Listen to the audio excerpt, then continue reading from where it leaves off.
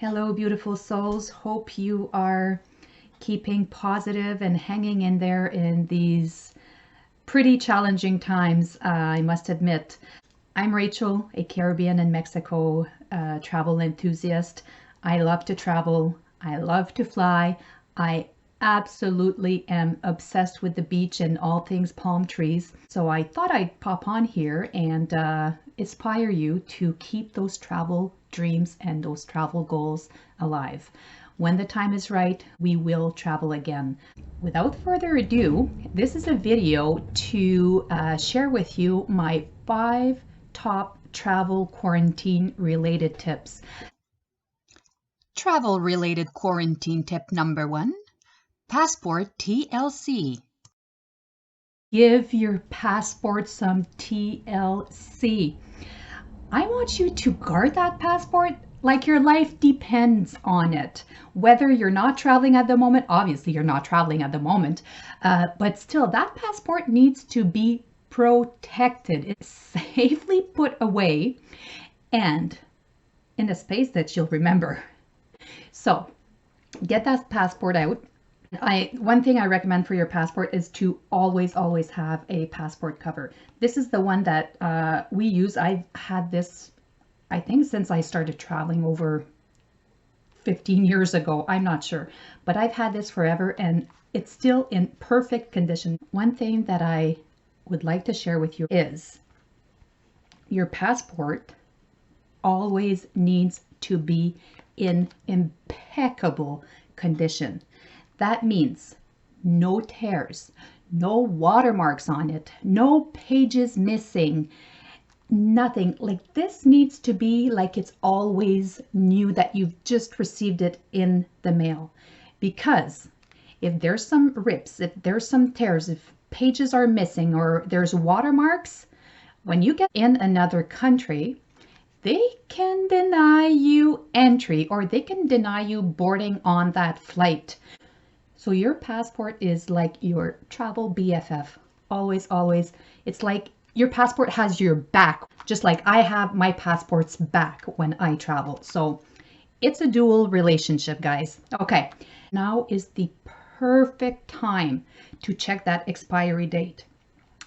A lot of people, a lot of travelers still don't realize that most countries where you travel to, they require 6 months validity past your travel dates. So for example, if your passport is expiring December 31st, 2020, hypothetically speaking, you have a trip planned for December 1st and you're going at an all-inclusive for a week to relax before the holidays. Well, guess what? You're probably going to be denied entry. I'm going to link this below. I'm from Canada, so I'll link the government website below that tells you exactly how many months are required on your passports for each country. So for example, let's say you're traveling to Cuba. Cuba requires your passport to be valid for 1 month beyond your travel dates. So if you would travel to Cuba on December 1st, they would probably 99.9% deny you entry into Cuba or deny you boarding that flight because your passport is technically expired. So check your passport expiry date. If your passport is expiring by the end of this year or by summer 2021, this is the best time to renew that passport. Get on that government website that I'm linking below and look up the countries where you might be traveling or you are planning to travel to in the next few years, and look up what their entry requirements are, because you might be surprised. A lot of countries are 6 months, some are 3, some are 1, some are it needs to be valid for the duration of your stay. However, what if something happens to you while in destination and that you need to stay longer? Anyways, I always advise my clients to have the expiry date valid for up to 6 months past your travel dates. So, okay. Moving on to travel tip number 2 during this crazy quarantine time. This might be a little kind of boring, or it might not. How is your credit card working for you in regards to your travel planning, in regards to your travel costs, in regard to your travel rewards? And just as a side note here, I am not a financial planner. This is not to give financial advice. If you want strictly financial advice, I highly recommend you speak to your financial advisor about this. Do you have rewards on those cards? Do you have travel insurance on that credit card? Is the big question. You should have like a rewards or point system rewarding you for using that card and for paying that card off every month, which I highly recommend, because if you don't, well, what's the point of having a credit card? It's not going to work for you. It's going to work against you. What is it offering you?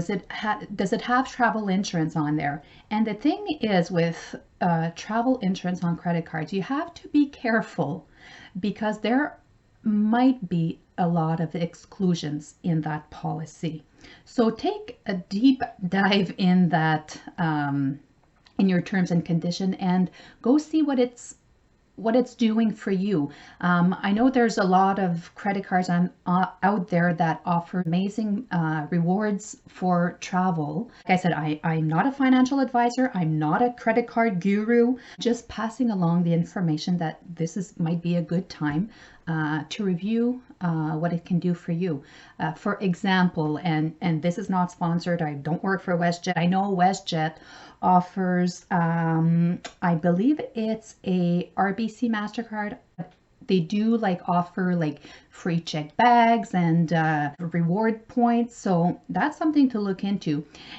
And also those reward cards that don't cost you anything and it's just there to collect points. For example, air miles, have them work in your favor.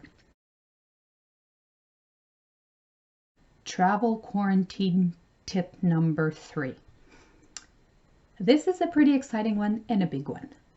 Why not start learning a new language? Or if you're feeling that, oh my God, I can't learn a new language, why not start learning a few words or a few phrases that will help you when you travel again? And for example, for me, most of my traveling is done in Mexico at the moment.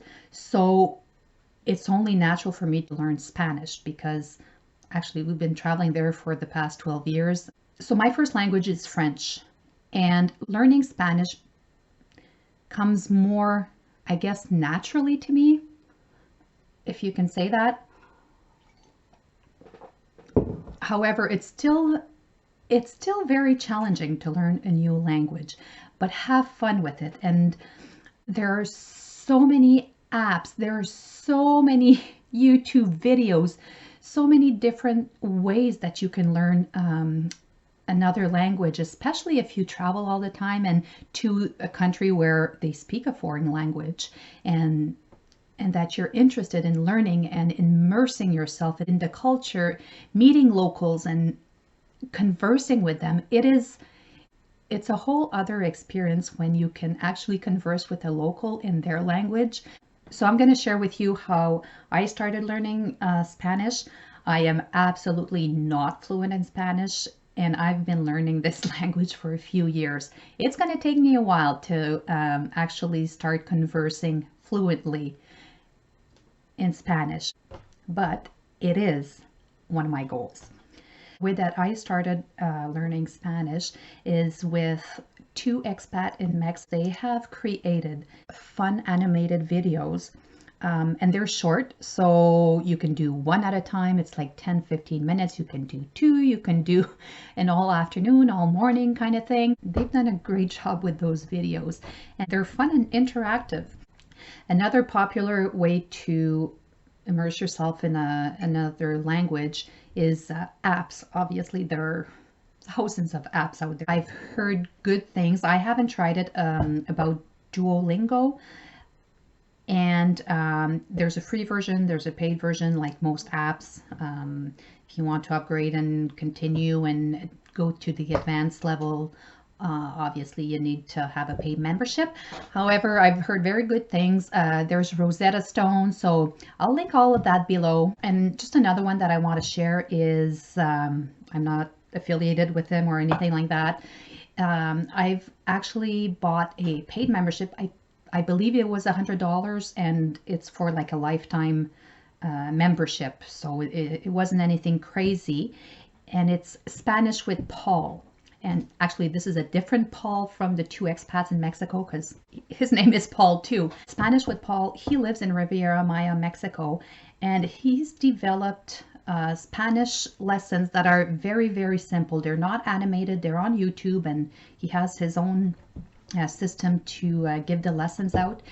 And I felt like I connected through his teaching method because it was more visual. So I saw what was written and there was no distractions, like no animation. So for me, I'm a visual learner, so that helped me. I connected with his teaching method. So I'll link that below as well. Check it out if it's for you and if you connect with that teaching method. I think it's a great way to learn Spanish. So, moving on to travel quarantine tip number 4. Guys, I hope that when you go on vacation or when you travel, you take tons of photos. Photos are your memories. So take those photos from your travel adventures and you can organize them. Online stores where you can actually organize and have photo albums made and delivered to your house. For example, Photo Book Canada, I know they have like an amazing online store where you can do pretty much everything with your travel photos, calendars, mugs, whatever. So it's a great way to start organizing your photos and make photo albums based on your destinations or based on milestones or whatever. Have fun with it. I know that when I look back at my photos, it brings me back to that place and it brings me such joy, makes me want to travel again. So, and my number 5 travel quarantine related tip is to start or continue planning your dream vacation. I love to use Pinterest to plan out my next big dream vacation is definitely Greece. I've never traveled to Greece.